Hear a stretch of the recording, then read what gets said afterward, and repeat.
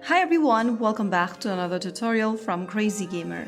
Today in this video, I'm going to show you how to enable Gyroscope in Once Human.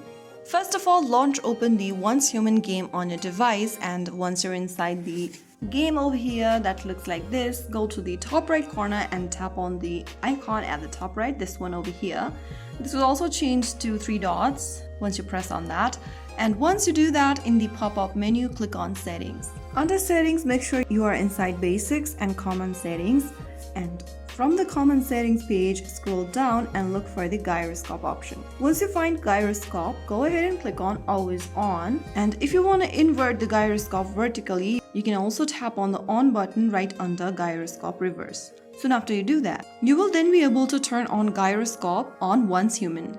You can now get back to your game and start. So there you have it. That's how you easily enable Gyroscope in Once Human. If you found the video helpful, don't forget to like, share and subscribe to our channel. I will be back again in the next episode. Thank you for watching.